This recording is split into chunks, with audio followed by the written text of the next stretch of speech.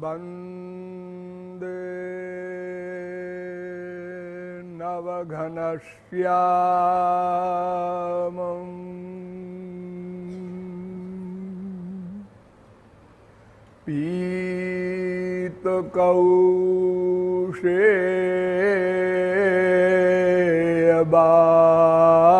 पीतकौशेयवाससम्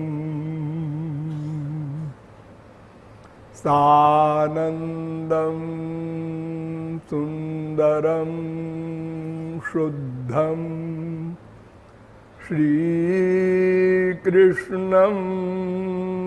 प्रकृतेः परम् नमः कमलनाभाय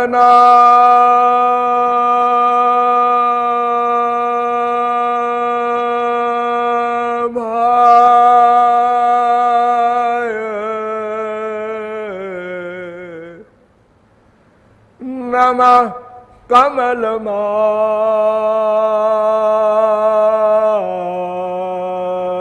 कमलमालिने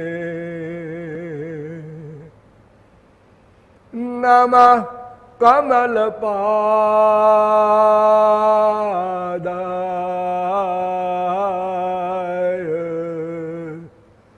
नमस्ते कमलेक्षण यो ब्रह्माणं विदधाति पूर्वं यो वै वेदांश्च प्रहिणोति तस्मै तग्वं हा देवमात्मबुद्धिप्रकाशं मुमुक्षुर्वै शरणमहं प्रपद्ये। भगवत चरण चंचरीक महानुभाव, थोड़ी देर हरिनाम संकीर्तन कर लीजिए, पश्चात एक प्रश्न का उत्तर दिया जाएगा। भज गिरिधर गोविंद गोपाला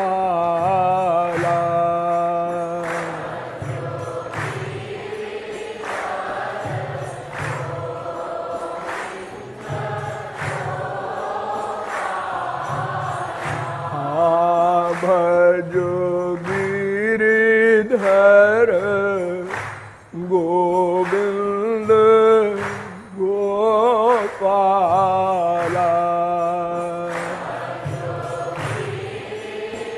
राधे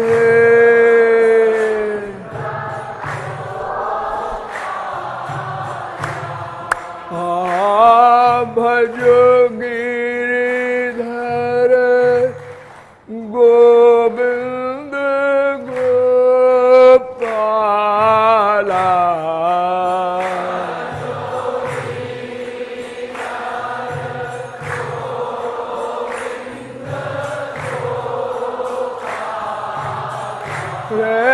भजो गिरिधर गोविंद गोपाला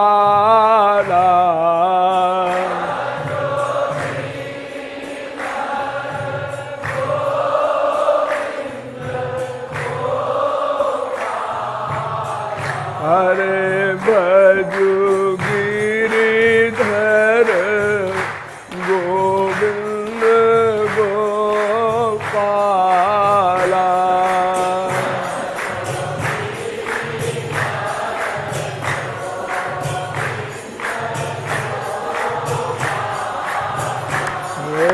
भजो गिरिधर गोविंद गोपाला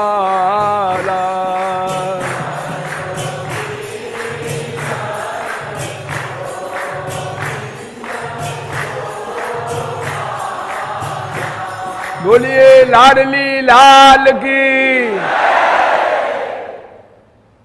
अब आप लोग सावधान हो जाएं। पिछले प्रवचन में मैंने आप लोगों को बताया था कि शौनकादिक परमहंसों ने सूत जी से प्रश्न किया कि पुंसामेकांततः श्रेयस्तन्मे संसितुमर्हति। समस्त व्यक्तियों का जो सर्वोच्च कल्याणकारक मार्ग हो, कृपया बताइए। किंतु ध्यान रखिएगा कि यह कलयुग है। इस कलयुग में मनुष्यों की बुद्धि बहुत थोड़ी लिमिट की है, बड़ी कमजोर मेमोरी है और धारणा शक्ति भी बहुत कमजोर है। अतएव ऐसा मार्ग न बताइएगा कि हमारे संसार के कलयुगी मनुष्य फॉलो न कर सके। बहुत सोच विचार के बताइए वो कौन सा मार्ग है जिससे जीव का कल्याण हो जाए, अपने परम चरम राधांत परमानंद को प्राप्त कर ले। कल्याण का अभिप्राय क्या? परमानंद प्राप्त करना, दिव्यानंद, कृष्णानंद, रामानंद, स्पिरिचुअल हैप्पीनेस। इसके उत्तर में सूत जी ने एक श्लोक कहा था, सवै पुंसाम परो धर्मो यतो भक्ति रथोक्षजे अहाइतु क्या प्रतिहता ययात्मा येनात्मा संप्रसीदति। ययात्मा संप्रसीदति, आत्मा। देखिए प्रश्न जो किया गया था उसमें भी आत्मा शब्द आया है। ब्रूहि न श्रद्धानानाम येनात्मा संप्रसीदति, ये प्रश्न है शौनकादिक परमहंसों का। हम सब श्रद्धालु जानना चाहते हैं जेन आत्मा संप्रसीदति, जिससे आत्मा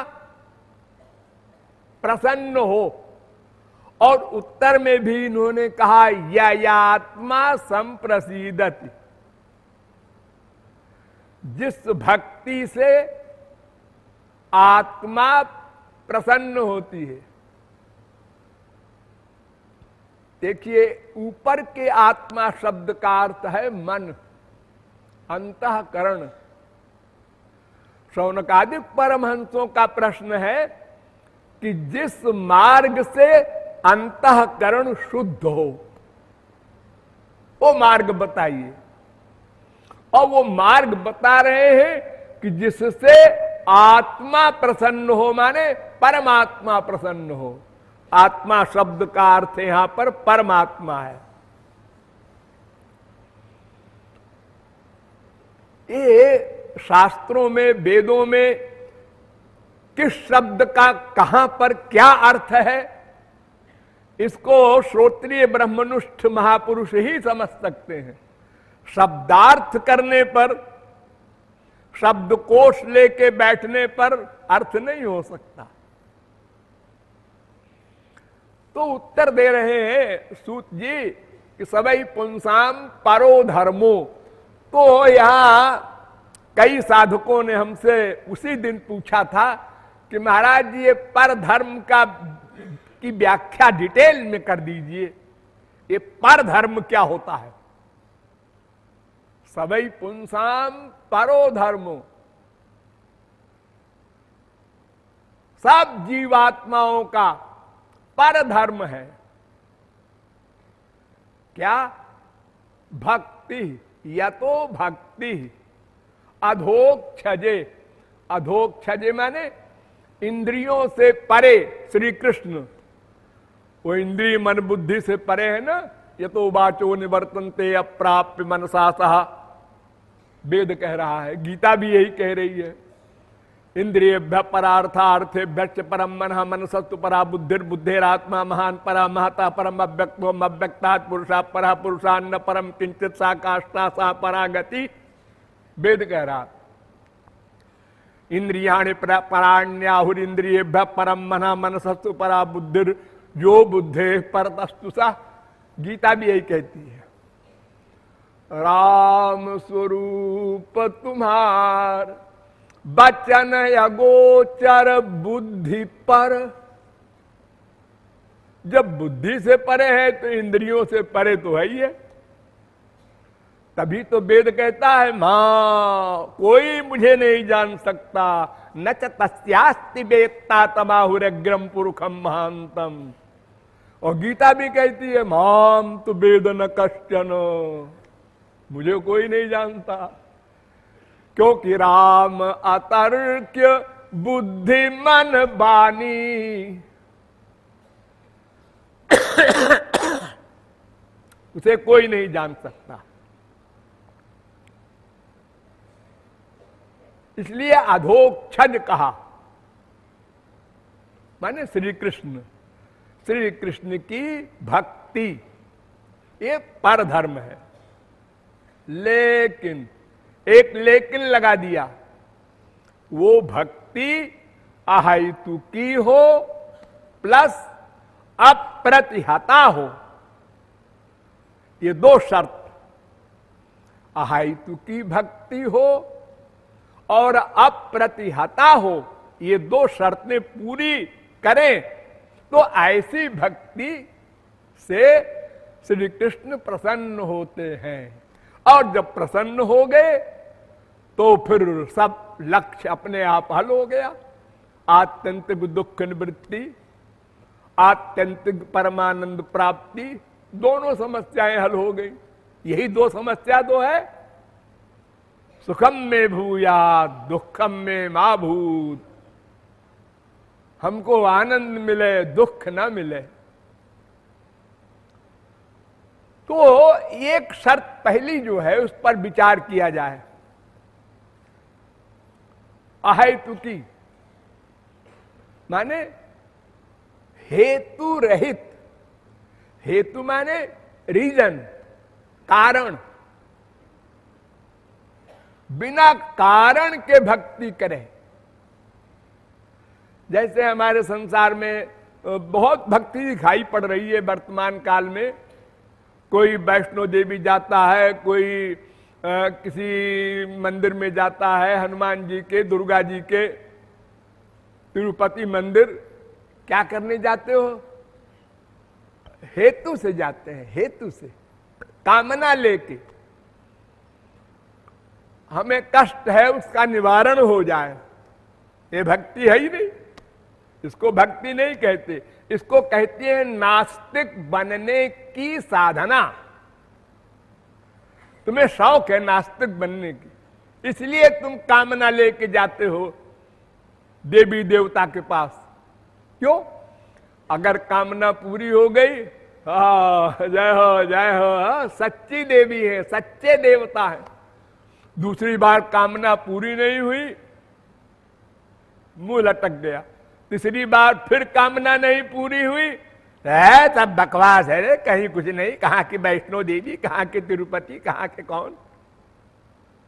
नास्तिक होना पड़ेगा।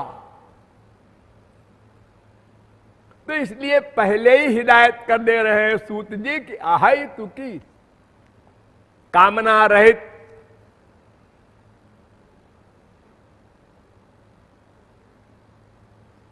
नारद जी भी कहते हैं गुण रहितम कामना रहितम अकाम्या सा।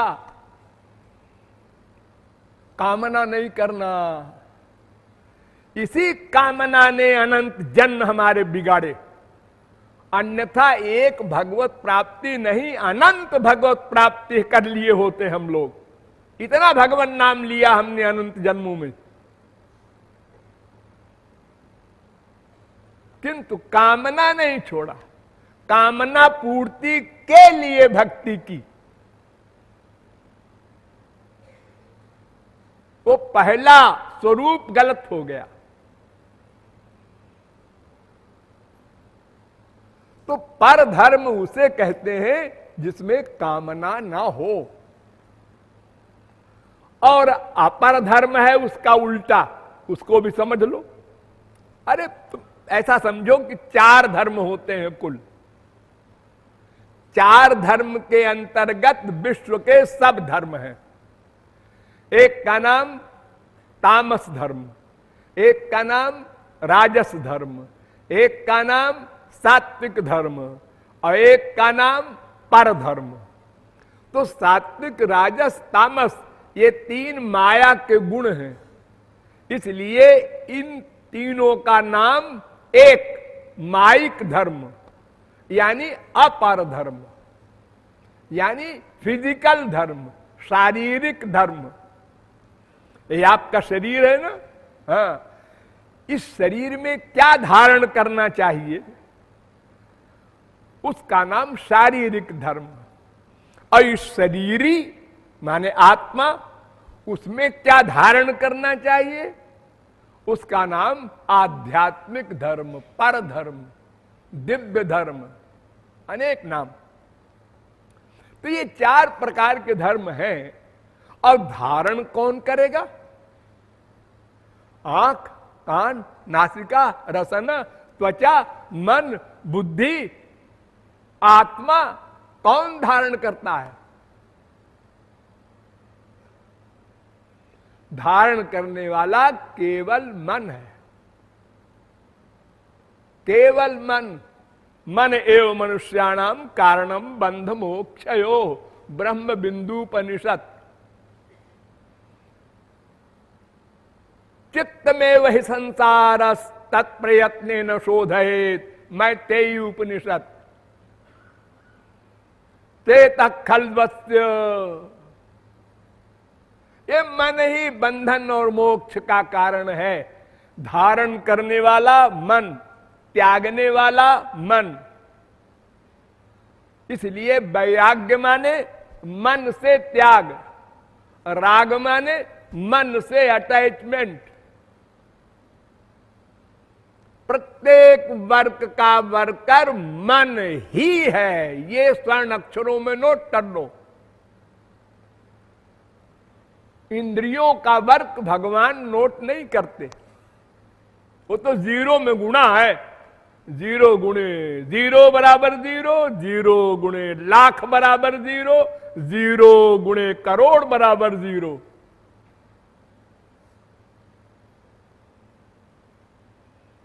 तो मन में धारण करना है, चाहे उन तीन धर्मों को धारण करो और चाहे दिव्य धर्म को, पर धर्म को धारण करो। धारण करने का मतलब मन का अटैचमेंट, जिसे आप लोग प्यार कहते हैं। मन का प्यार तमोगुणी व्यक्ति, एक एक शब्द पर ध्यान दो। मन का अटैचमेंट तमोगुणी व्यक्ति या वस्तु में हो तो मरने के बाद तमोगुणी फल मिलेगा, आसुरी योनि में जाओगे। और अगर मन का अटैचमेंट रजोगुणी व्यक्ति या रजोगुणी वस्तु में होगा तो मरने के बाद मृत्युलोक में आओगे। और अगर मन का अटैचमेंट सात्विक वस्तु या सात्विक देवता में होगा तो मरने के बाद स्वर्ग जाओगे।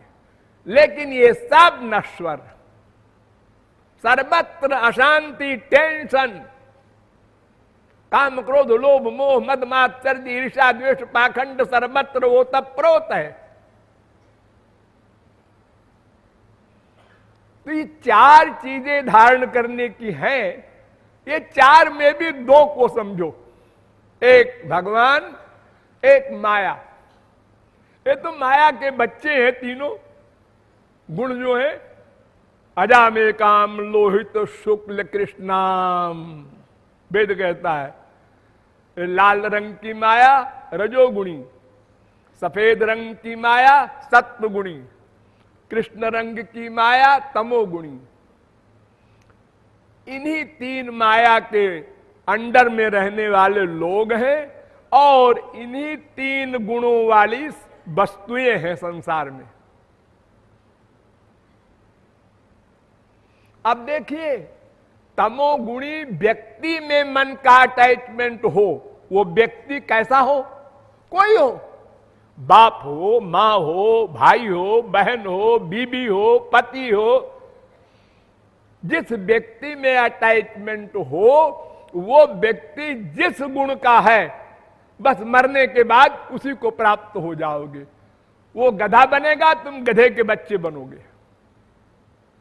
वो जहां जाएगा वहीं तुमको जाना होगा।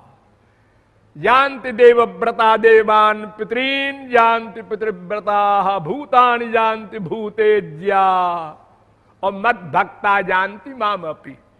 भगवान अर्जुन से कहते हैं कि जो देवताओं की भक्ति करेगा वो देवताओं के पास जाएगा स्वर्ग में। जो मनुष्यों की भक्ति करेगा वो संसार में आके 84 लाख में घूमेगा। और जो मेरी भक्ति करेगा या महापुरुष की भक्ति करेगा वो मुझको प्राप्त होगा, माया से उत्तीर्ण होकर मेरे लोक में आएगा और दिव्यानंद प्राप्त करेगा सदा को। तो धारण करने वाला मन है और धारण करने की दो वस्तु है, एक भगवान एक माया, तीसरी कोई वस्तु ही नहीं। अगर कोई ये कहे हम भगवान को भी धारण नहीं करेंगे और माया को भी धारण नहीं करेंगे, फुल मैड हो तुम। धारण करना पड़ेगा। क्यों? इसलिए कि नहीं कश्चित क्षणमपि जातु तिष्ठत्य कर्मकृत। कोई मनुष्य एक क्षण को भी अकर्मा नहीं रह सकता, प्रतिक्षण वर्क करना पड़ता है। ये ऐसा मन है, एक सेकंड को उसको आप पेंडिंग में नहीं रख सकते, सदा वर्क करता रहता है। और दो साइड है, चाहे स्पिरिचुअल साइड में ले जाओ चाहे मटेरियल साइड में ले जाओ, जाना पड़ेगा, एक जगह रहेगा। और अगर साफ साफ कहें तो ऐसा कहें कि मटेरियल साइड में तो ऑलरेडी है अनादिकाल से, वहां ले नहीं जाना पड़ेगा आपको, वहां तो है ही। स्पिरिचुअल साइड में अगर आप ले जाते हैं तो जितने सेकंड, जितने मिनट, जितने घंटे आपका मन स्पिरिचुअल साइड में, भगवान में, महापुरुष में लगा रहेगा, उतने टाइम तक संसार से आप अलग हैं। अगर वहां से आपने हटाया मन तो सीधे यहीं आएगा संसार में, बिना कहे, बिना आपके ले जाए गए अपने आप जाएगा। जैसे ये मिट्टी का ढेला है, ये पृथ्वी का अंश है, तो आप हाथ छोड़ दीजिए, ये अपने आप पृथ्वी के खींच जाएगा, पृथ्वी उसको खींच लेगी। ऐसे ही परांच खान व्यतृणत स्वयंभू, वेद कहता है। ये इंद्रियां बहिर्मुखी बनाई गई हैं, इसलिए अगर आपने भगवान की साइड से लापरवाही की तो अपने आप यहां आ जाएगा, फिर लाना नहीं पड़ेगा आपको, अपने आप आएगा। तो इसलिए दो साइड में से एक में आपके मन का अटैचमेंट होगा एक समय में। युगपत ज्ञानानुत्पत्तिर मनसो लिंगम, ये मन का लक्षण है। एक समय में आपका मन एक ही एरिया में अटैच रह सकता है। बहुत से बेवकूफ कहते हैं हम न संसार से प्यार करेंगे और न भगवान से। क्या पागल बोलता है। अरे ये तो नेचर है, इसको तो बड़े बड़े ऋषि मुनि जोगी नहीं काट सके। मन का अटैचमेंट, प्यार या तो संसार में है या तो भगवान में है, दो एरिया में एक जगह होगा। अब संसार में तो नेचुरल है और भगवान की ओर लगाने से होगा, इतना अंतर है। केवल कुछ दिन लगाओगे तो लगने लगेगा। ध्यान दो, ये प्रश्न आप लोग खोपड़ी में रखते हैं, कि भगवान में लगाने में तो बड़ी मुश्किल है, कैसे लगावे? कोई मुश्किल नहीं है।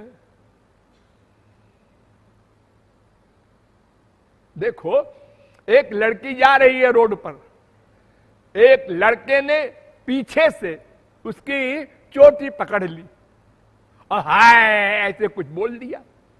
अब लड़की का देखो टेम्परेचर कितना हाई हो गया, चप्पल की तरफ देखा उसने तो उसकी सहेली ने कहा, अरे क्या कर रही, इसी से तेरी सगाई हुई है? अच्छा, क्या हो गया है?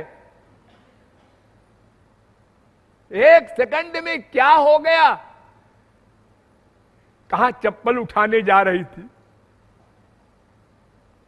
कुछ समय नहीं लगता, केवल बुद्धि में डिसीजन हो जाए। सर्वत्र संसार में हम जहां कहीं भी प्यार करते हैं, क्यों करते हैं? सीधा सा फार्मूला, जाते कछु निज स्वार्थ होई, ता पर ममता करे सब कोई। हम जहां अपना स्वार्थ रियलाइज करते हैं बुद्धि से, स्वार्थ सिद्ध हो ना हो, हमारी बुद्धि में बैठ जाए, बस उसी के पीछे लग जाएंगे। तो क्या होगा? चिंतन करेंगे। ध्यान दो, चिंतन, चिंतन, ये दो एरिया और मन का चिंतन। विषयान ध्यायतश्चित्तम विषयेषु विलज्जते, मामनुस्मरतश्चित्तम मय्येव प्रविलीयते। भागवत। संसारी विषय का चिंतन बार बार करो, बार बार बार बार बार बार, बस अटैचमेंट हो जाएगा, आप उसी के पीछे दीवाने हो जाएंगे, भले ही अनंत कोटि कल्प का नरक मिले। इसी प्रकार अगर हरि गुरु का चिंतन करने पर आप आमादा हो जाएं, लगातार चिंतन करें, तो भगवान में अटैचमेंट हो जाएगा। एक ही इलाज है, एरिया दो है। देखो, कई लड़के बैठे हैं पार्क में, एक लड़की सामने से गुजरी, सबने देखा, लेकिन एक लड़के के दिमाग में यह बैठ गया कि इस लड़की से मिलना है। बस चिंतन शुरू हो गया, ये कहां रहती है पता लगाना चाहिए, फिर पता लग गया तो वहां जाना चाहिए, फिर उससे कैसे मिला जाए, क्या तरकीब है। अब वो पागल हो जाएगा। तो उसका दोस्त कहता है, अरे क्या बेवकूफ तू आजकल क्या करता रहता है, पढ़ाई में मन नहीं लगाता? उन्होंने कहा, अरे यार क्या पढ़ूं, मेरी तो खोपड़ी में वो घूमती रहती है। अरे तो तू चिंतन करता है ना, मन का चिंतन अटैचमेंट कर देता है। गीता में बहुत सुंदर फिलॉसफी है, विषयान ध्यायतः ध्यायतो विषयान पुंसः विषयेषु विसज्जते। बार बार चिंतन करने से उसमें अटैचमेंट हो जाता है, संग हो जाता है। संगस्तेषु उपजायते और संगात संजायते कामः। अब सब बीमारी शुरू हो गई। हमने पहले बार बार चिंतन किया, इससे सुख मिलेगा, इससे सुख मिलेगा, इससे सुख मिलेगा, ये चिंतन, तो अटैचमेंट हो गया, फिर उसकी कामना पैदा हुई, अब शुरू हो गई बीमारी। अब आप बच नहीं सकते, फंस गए। अब मृत्यु के समय तक आप होश में नहीं आएंगे।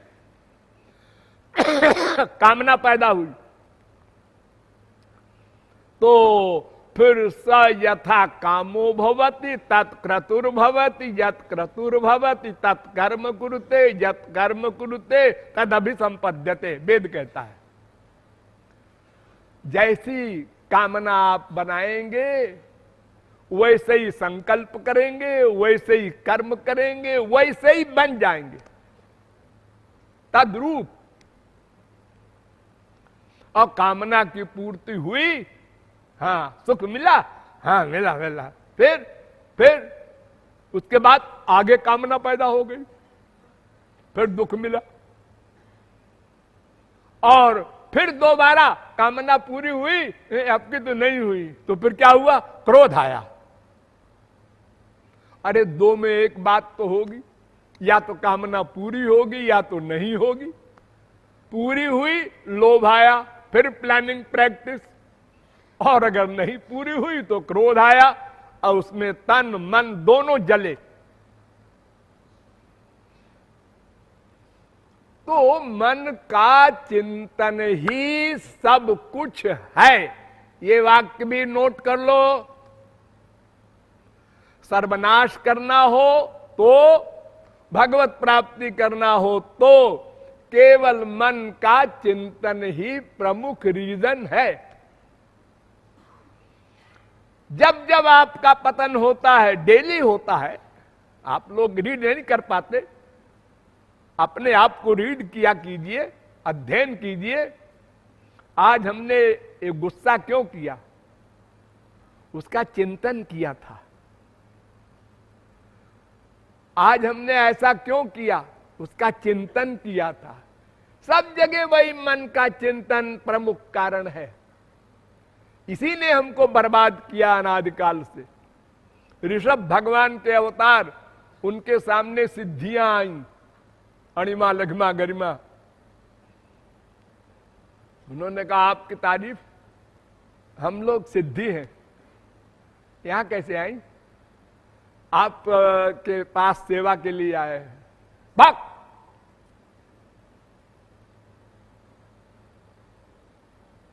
मैं मन का गुलाम नहीं बन सकता, मन मेरा प्रकांड दुश्मन है। दुश्मन, जिसने मन को दुश्मन नहीं माना वो मन का गुलाम हुआ, 84 लाख में घूमेगा। मन ऐसा कहता है। हाँ, अरे आप लोगों में से कई लोगों का ऐसा मन है, 2-4 से निकलेंगे, वो लेक्चर नहीं सुन रहे हैं, उनका मन कह रहा है सो आनंद आ रहा है, मन के गुलाम है।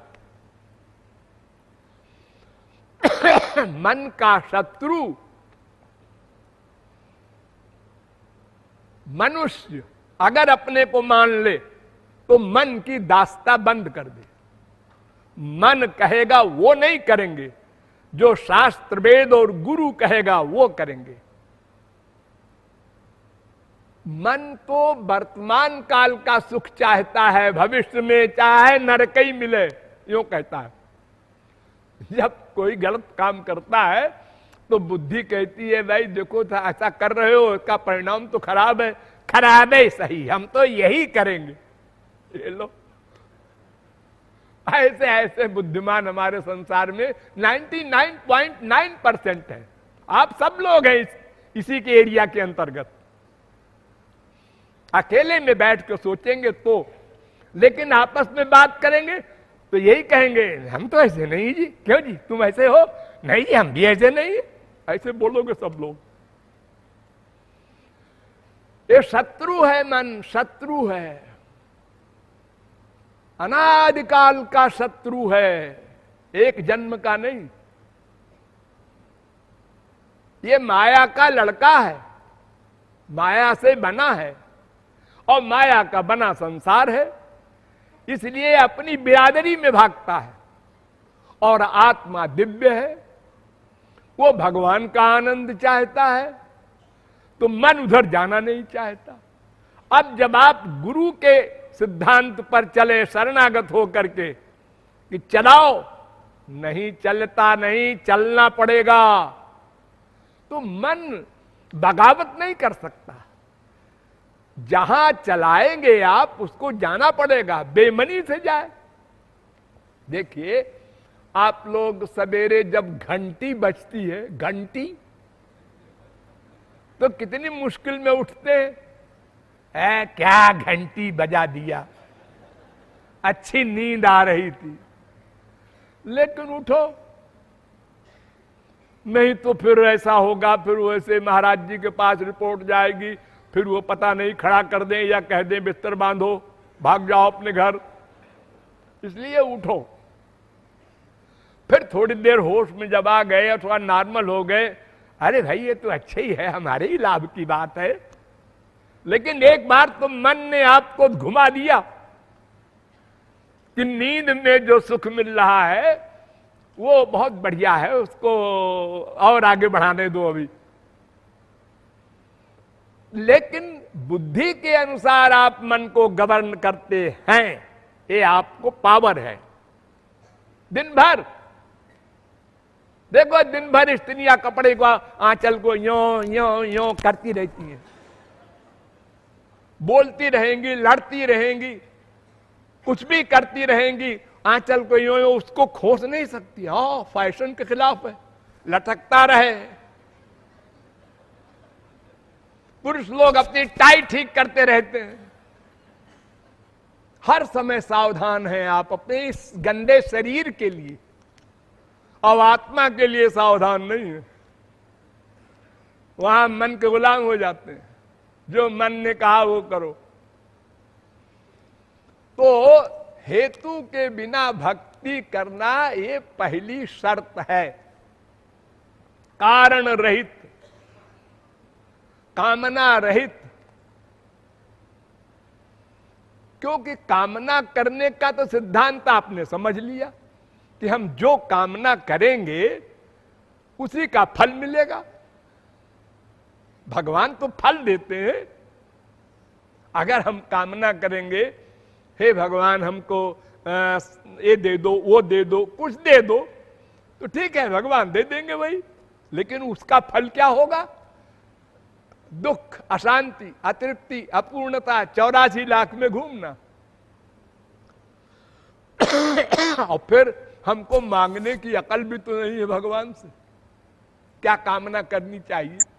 कामना करो, लेकिन क्या करो ये गुरु से पूछो। देखो, स्वर्ग का राजा इंद्र,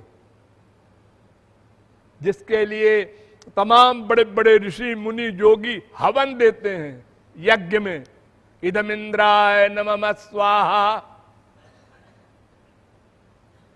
वो इंद्र एक बार ऐसे उदास बैठा था तो भगवान उसके सामने प्रकट हुए ऐसे मजाक में और कहा वर मांगो। तुमने कहा महाराज ऐसी लड़की दीजिए जैसी सुंदर लड़की अनंत कोटि ब्रह्मांड में न हो। तो भगवान मुस्कुराए और उन्होंने योग माया से हजारों लड़कियां खड़ी कर दी। तो पहली लड़की देखा इंद्र ने, उनने कहा बस इसी को दे दो। भगवान ने कहा अरे सबको देख ले फिर चुन ले। नहीं नहीं नहीं, बस हमको यही चाहिए, पहली वाली। उसका नाम है उर्वशी, स्वर्ग में है, अप्सरा है। तो भगवान मुस्कुरा के चले गए और वो उस उर्वशी को लेकर के अपने गुरु के पास गया, बृहस्पति के पास प्रणाम किया। तो गुरुजी ने कहा ये कौन है? गुरुजी भगवान मिले थे तो उन्होंने कहा वर मांगो, तो हमने इन्हीं को मांग लिया। अरे बेवकूफ, लोग हंसेंगे, तू देवराज है, देवताओं का राजा है, इतनी ओछी बुद्धि है तेरी, भगवान से ये मांगने चला है। अब होश आया इंद्र को। उसने कहा हाँ गुरुजी गलती हो गई, अब तो हो गई, भगवान तो चले गए। हाँ, तो बाद में गलती रियलाइज भी करो तो वो ऐसी गलती नहीं है कि वो 1 सेकंड में चली जाएगी, अटैचमेंट हो जाता है। तो कामना करना, क्या कामना करना, ये पहले समझना होगा। कामना 2 प्रकार की है संक्षेप में, भुक्ति, मुक्ति। भुक्ति माने विषय भोग, इंद्रियों का विषय भोग। ये मृत्युलोक वाला, इससे ऊंचा स्वर्गलोक वाला, ये बड़े बड़े ऐशो आराम के सामान जो इंद्रियों के विषय हैं, देखने के, सुनने के, सूंघने के, रस लेने के, स्पर्श करने के, इनके 11 क्लास हैं स्वर्ग तक, ब्रह्मलोक तक। ये भुक्ति कहलाती है। इसके आगे है मुक्ति, माने संसार के आवागमन के चक्कर से छुट्टी। मुक्ति माने छुट्टी। वो मुक्ति भी 5 प्रकार की है। एक मुक्ति भगवान में लीन हो जाना, सबसे डेंजरस। और 4 मुक्ति और है, सार्ष्ट, सामीप्य, सालोक्य, सारूप्य।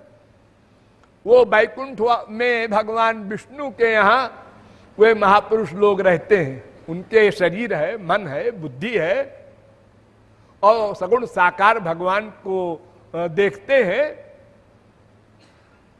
लेकिन वो भी बंदनीय नहीं, आपको वहां तक की कामना छोड़ना होगा। यानी ब्रह्मलोक तक की भुक्ति और 4 प्रकार की वैकुंठ के पार्षदों वाली मुक्ति, वहां तक की कामना छोड़ना होगा। ये पहले निश्चय कर लो, तब उसके बाद में राधे राधे गोविंद बोलो, भक्ति का अध्याय शुरू करो। नहीं तो कुछ दूर चलोगे फिर गिरोगे, फिर चलोगे फिर गिरोगे। यही किया अनंत जन्म, कामना नहीं छोड़ सके। कितने संतों ने हर जन्म में बताया, ग्रंथों में पढ़ा आपने, लेकिन फिर आपने मन से पूछा, क्यों जी ये जो ऐसा कह रहे हैं ये कैसा है? मन ने कहा, अरे तुम इस चक्कर में न पड़ो, कामना संसार की करो, ऐशो आराम करो, प्रत्यक्ष सुख है इसमें। अरे भगवान की कामना न करके, उनकी उपासना करके और फिर भगवत प्राप्ति करके जो सुख मिलेगा, माना कि अनंत है, लेकिन इतनी मेहनत के बाद मिलेगा।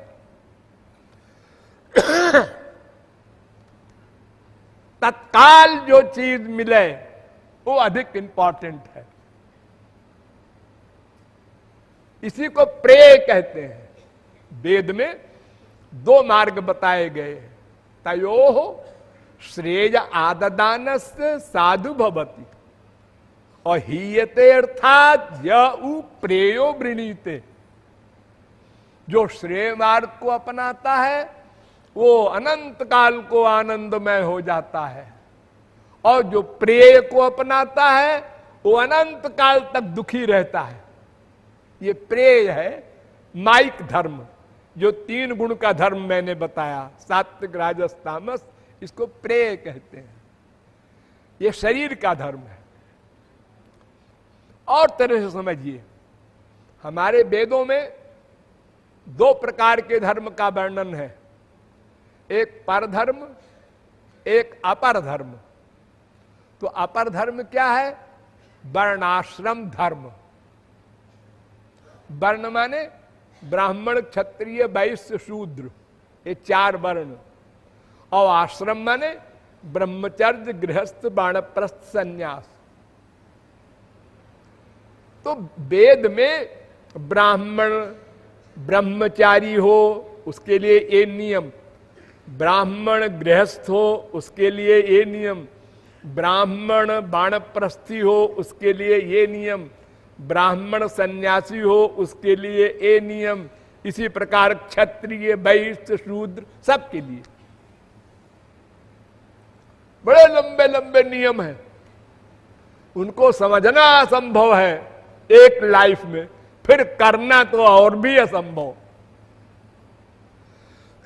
और अगर एक स्वर की त्रुटि हो जाए तो नरक मिले, दंड मिले। गलती न होनी चाहिए एक भी। देश सही हो, मान लो आपको हवन करना है, यज्ञ, तो देश स्थान सही हो।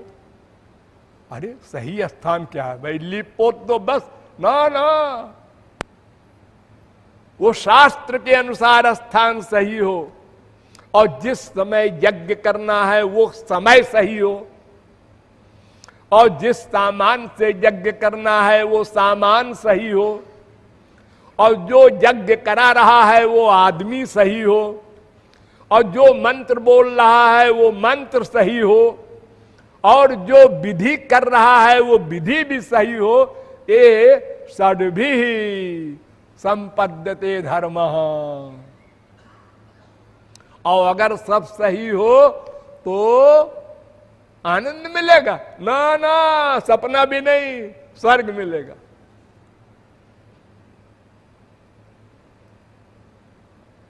न नरा स्वर्गतिम कांक्षेत, बार बार हिदायत कर रहे हैं वेदव्यास।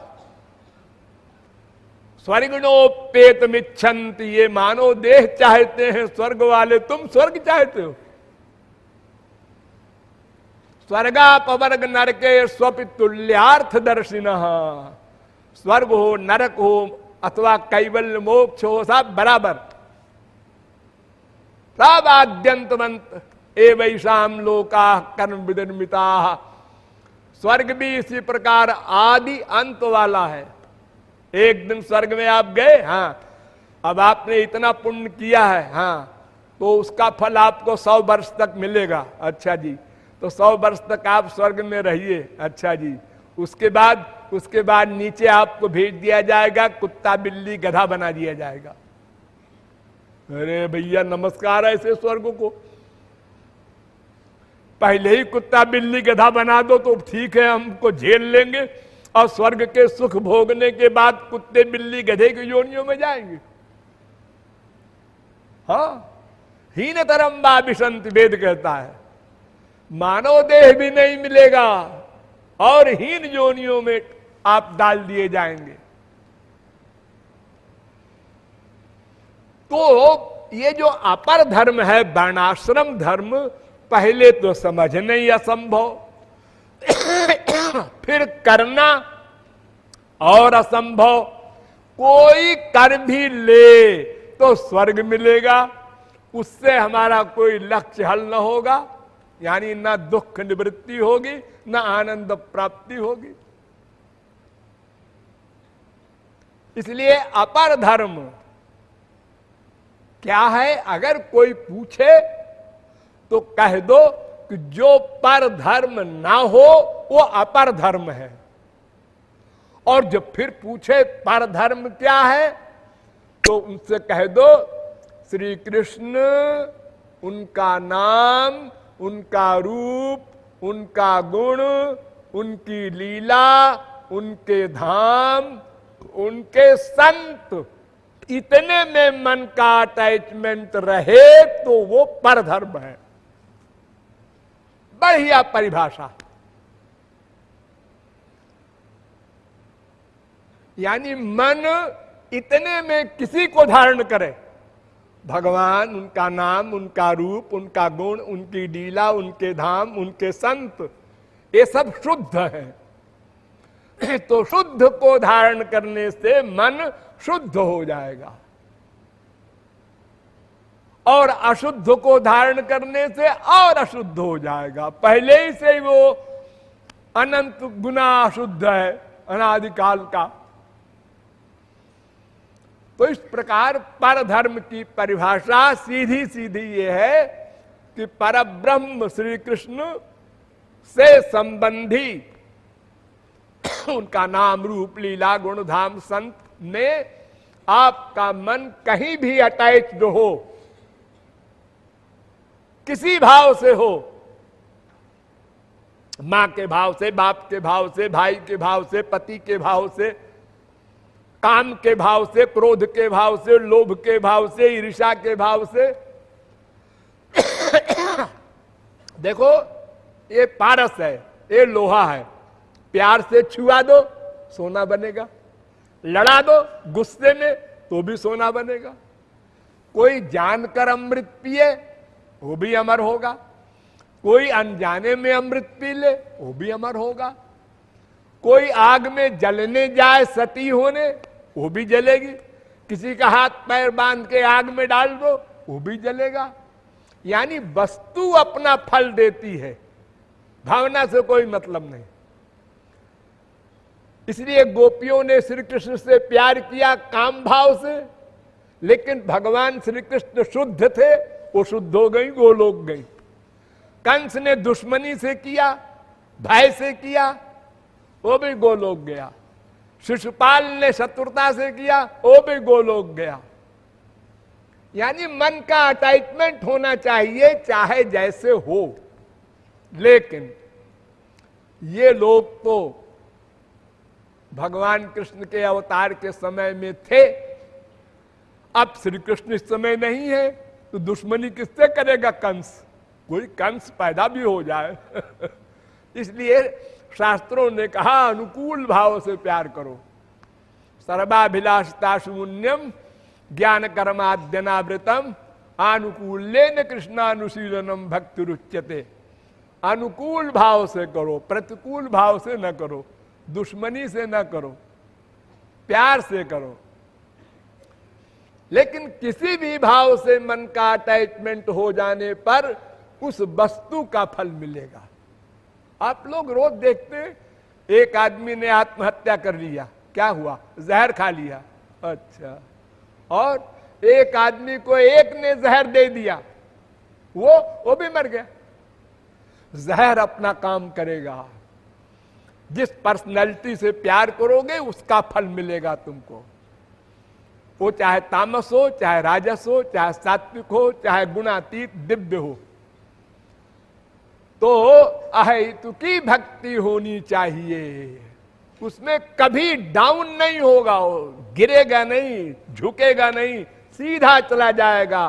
धावन निमील्यवा नेत्रे न स्खले न पते दिह। वो भगवान और महापुरुष की इच्छा में इच्छा रखेगा, फिर गड़बड़ क्यों होगी? अगर अपनी इच्छा रखे कि महापुरुष ने माला उसको दे दी, हमको नहीं दी, बस शरणागति आपकी गई, खत्म हो गई। अब आपकी बुद्धि में गड़बड़ हो गई और आप महापुरुष के प्रति जो श्रद्धा रखते थे 50%, वो 20% पर आ गई, क्योंकि आपने गलती की, आपने कामना बना ली। अरे क्या पता वो कितना आगे हो हमसे, जिसको माला दे दिया। फिर ये शास्त्रों वेदों की बात सुनते हो, जार चित्ते कृष्ण प्रेमा करे उदय, तार वाक्य क्रिया मुद्रा विज्ञे न बुझे। गौरांग महाप्रभु कहते हैं जो सिद्ध महापुरुष होते हैं उनके वाक्य, उनकी क्रिया, उनकी मुद्रा, एक्शन, ये बड़े बड़े सरस्वती बृहस्पति नहीं समझ सकते। वो करते हैं प्यार और व्यवहार करते हैं उल्टा। आप कैसे समझेंगे आप? हाँ, बड़े विचित्र होते हैं, उनकी गति कोई नहीं समझ सकता। इसलिए हम अपनी बुद्धि लगाना बंद कर दें और शरणागत हो करके मन को उनके अनुकूल चिंतन में ही लगाएं, प्रतिकूल चिंतन न होने पाए। ये शरणागति का रहस्य है। ऐसा करने से, कामनाओं को छोड़ देने से हमारी उपासना दिन दूनी रात चौगुनी बढ़ेगी। इधर से आए, उसको देखा, उसको देखा, हमको नहीं देखा, इधर आंख कर लिया। अरे मत सोचो ऐसा, उनके बहुत सी आंखें होती हैं, वो किधर से किसको देखते हैं, तुम क्या समझोगे? बुद्धि मत लगाओ, ये संसार में लगाओ। भगवान के एरिया में बुद्धि को सरेंडर करो, शरणागत करो। शास्त्र कहते हैं पांडित्यम निर्विद्य बाल्ये न तिष्ठासेत। ये पांडित्य की बुद्धि छोड़ करके बालक बनो भगवान और महापुरुष के आगे, और संसार के आगे घोर 420 बनो, ताकि वो ठग न ले। ये दो विरोधी बात करनी पड़ेगी। भगवान के एरिया में इस प्रकार बनो कि वाल्मीकि से कहा मरा मरा बोलते जा जब तक मैं लौट के ना आऊं। उसने कहा यस। आप कब लौट के आएंगे? है ये नहीं पूछना। उसने नहीं पूछा। ये भोले बालक की तरह उसमें चालाकी नहीं होती। एक बार ब्रिज में 84 कोस की परिक्रमा कर रहे थे एक महंत, उनके साथ 400-500 आदमी थे। एक ब्रिजवासी ज्वार का गट्ठा लेकर के उधर से गुजरा और देखा कि बड़ी भीड़ है, बाबा लोग, गृहस्थी लोग सब है, तो उसने ज्वार का गट्ठा पटक दिया और खड़ा हो गया है। गांव का गंवार, उसको खड़ा होने की भी अकल नहीं, और सीधा देखने लगा सबको। सब समझ गए गांव का गंवार है। तो वो महंत जी ने पूछा तो तुम कौन हो? तो उसने कहा तुम कौन हो? लो, इतने बड़े महंत को उसने सीधा सट ऐसे जवाब दिया, तुम कौन हो? तो उन्होंने कहा मैं अनन्य भक्त हूं श्री कृष्ण का, अनन्य। अब बताओ तुम कौन हो?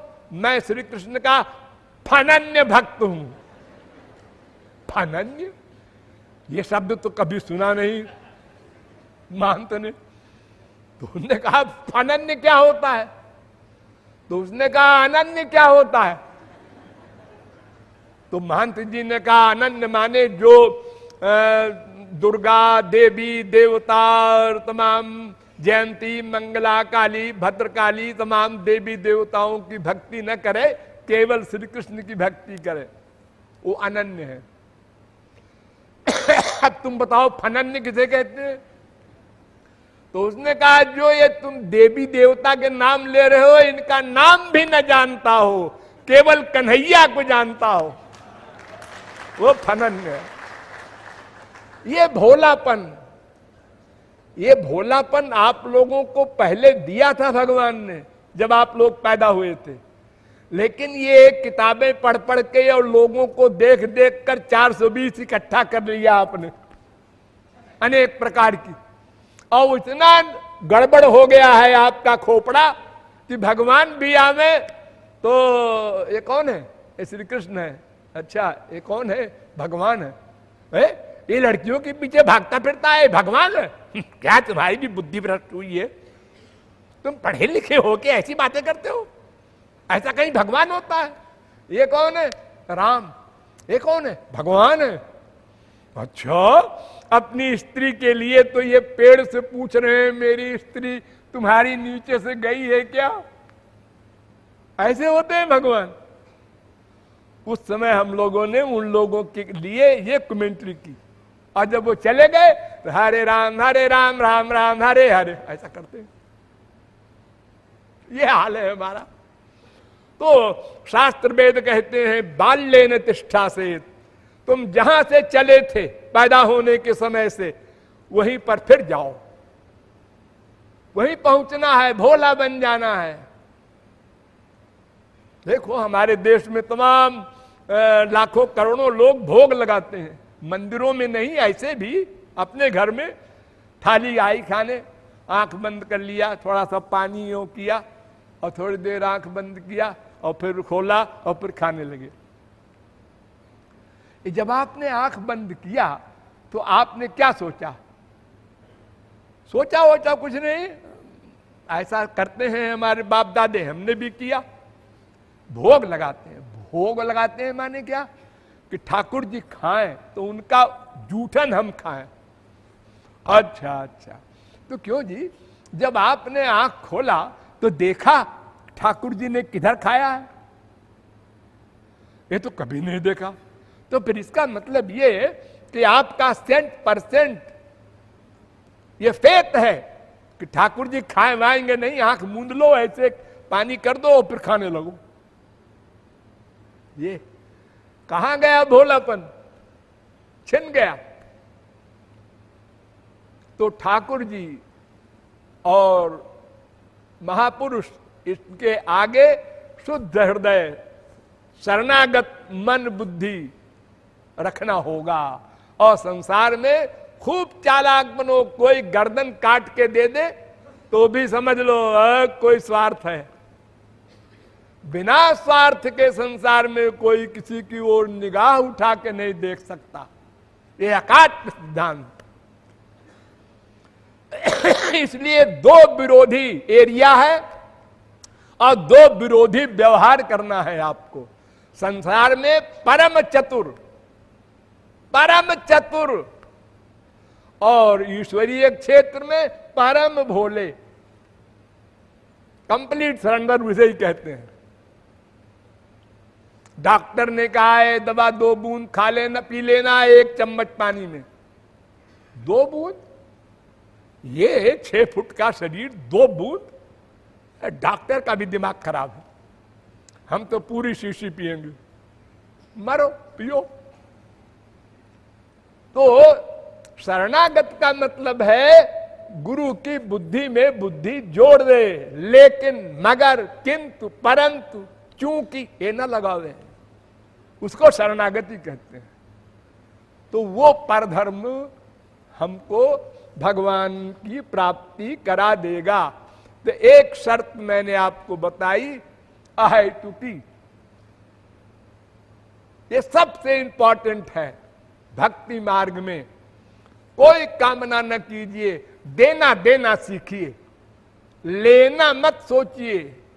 देना देना प्रेम, लेना लेना कामना, लेना देना व्यापार। तुम्हारे पास सब गंदी चीज है, शरीर घोर गंदा, मन गंदा, बुद्धि गंदी, लेकिन भगवान कहते हैं गंदा गंदा हमको दे दो, अब बढ़िया बढ़िया तुम ले लो। अरे ऐसा बढ़िया सौदा है, फिर भी हम लोग अनंत जन्म बिता दिए, ये सौदा नहीं किया। एक दिन करना होगा। मनुष्य शरीर मिला है, अभी कर लो। फिर 84 लाख में घूमने के बाद कबहू करी नर करुणा नर देही मिलेगा, तो फिर वही बात आएगी। फिर कोई जगत गुरु आपको समझाएगा, फिर आप कहेंगे आगे देखेंगे। अरे देखते देखते तो अनंत जन्म बीत गए, अब सुधार न करो। तो सवै पुंसाम परोधर्मः का ये संक्षिप्त स्वरूप मैंने आपको बताया। डिटेल फिर कभी। बोलिए वृंदावन बिहारी लाल की।